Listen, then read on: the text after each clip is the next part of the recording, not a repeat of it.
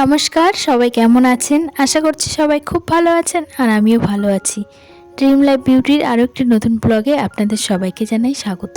এখন বাজে সকাল 9:30। এখন থেকেই আজকের ব্লগটা আপনাদের সঙ্গে শুরু করলাম। সকালে রান্নাবান্না কমপ্লিট করে ঘরে এসেছি, ঘরের বিছানাটা গুছিয়ে নেব। এই মাত্রই ছেলে ঘুম থেকে উঠলো, ও ওদিকে হাত মুখ ধুতে গেছে আর এদিকে আমি বিছানাটা গুছিয়ে নিচ্ছি। এখনকার এই টাইমটাতে প্রতিটা বাচ্চার কিন্তু ঘরে ঘরে সর্দি কাশি জ্বর এগুলো হচ্ছে।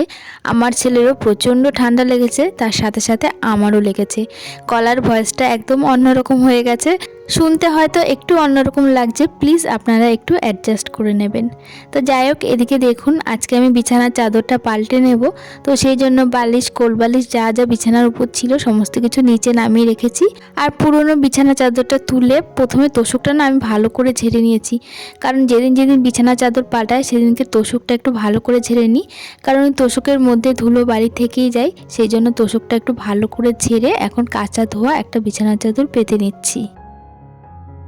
সকালে আজকে রুটি বানিয়েছি, তার সঙ্গে একটা তরকারি বানিয়েছি, বানিয়ে রেখে এসেছি। এখনও পর্যন্ত খাওয়া হয়নি, আগে ঘরের কাজগুলো করে তারপর সকালের খাওয়া দাওয়াটা করব।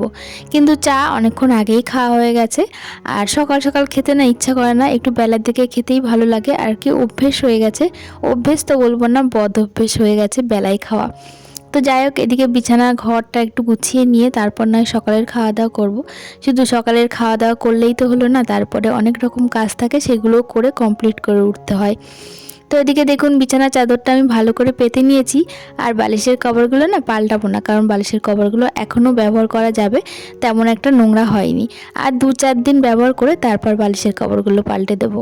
তাছাড়া এই বিছানার চাদরটা সিঙ্গেল বেডশিট আর কি, এর সঙ্গে কোনো বালিশের কভার বা কোলবালিশের কভার নেই। অন্য যে সেটের বিছানার চাদরগুলো পাতা হয় তার সঙ্গে যদি বালিশের কভার থাকে তো সেগুলো না পরালে ভালো লাগে না দেখতে বিছানাটা, তো সেই ব্যাপারটা আলাদা। কিন্তু এটা যেহেতু সিঙ্গেল, তো সেই জন্য বালিশের কভারগুলো এখনও পর্যন্ত রেখে দিলাম। আর 2-3টে দিন ব্যবহার করে তারপর কেচে দেবো। তো যাই হোক, এদিকে দেখুন বিছানাটা তো সুন্দর করে গুছিয়ে নিয়েছি, আর এবার ঘরটা ভালো করে ঝাড় দিয়ে নেব।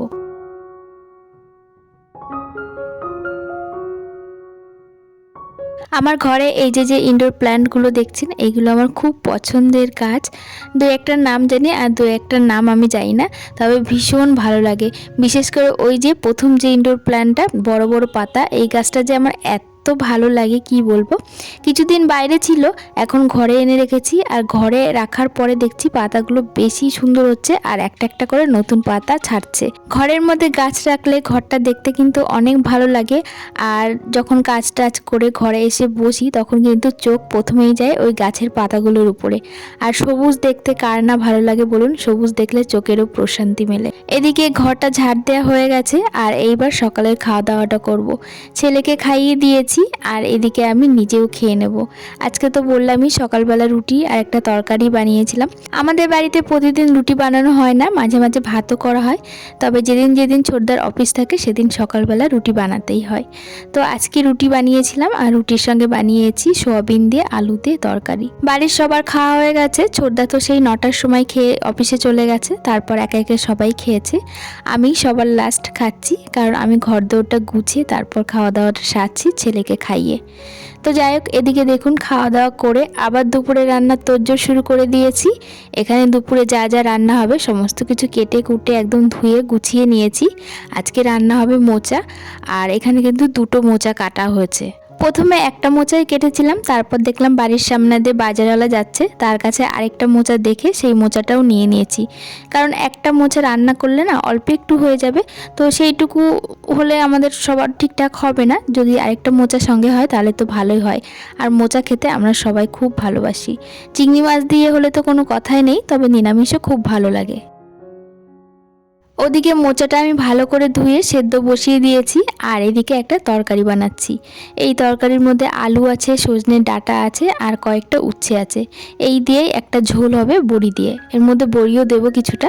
তবে বড়িগুলো একদম গুঁড়ো গুঁড়ো হয়ে গেছে, যদিও ওই হাতে দেয়া বড়ি তরকারিতে দিলে ঠিকঠাক গলে যাবে না, গলে আর কি গুলিয়ে যাবে না। এমনি যে বাজার চলতি বড়িগুলো আমাদের বাড়িতে আনে, সেই বড়িগুলো দিলে পারে একদম গুলিয়ে যায়, তো সেই বড়ি টাইপের না আর কি। কি। তো যাই হোক, এদিকে দেখুন তরকারির মধ্যে তো তেমন কোনো মশলা যাবে না, একটুখানি লবণ, হলুদ আর একটু লঙ্কা বাটা দিয়ে তারপর ঢেকে দিয়েছিলাম।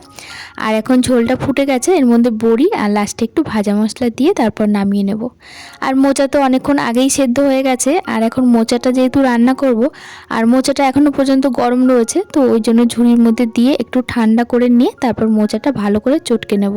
আমরা মোচা, কচু, কচুর লতি এগুলো না ভীষণ ভালোবাসি খেতে। তারপর কলার থোর, মানে যেগুলো কাটতে গেলে হাতের মধ্যে একদম কালো কালো দাগ হয়ে যায়, তবুও আমরা যেহেতু খেতে ভালোবাসি তো সেহেতু হাতে কালো দাগ হলেও না আমরা এগুলো কেটে কুটে রান্না করি মাঝে মাঝেই। তবে এগুলো কাটতে বাছতে কিন্তু অনেকটা সময় লাগে।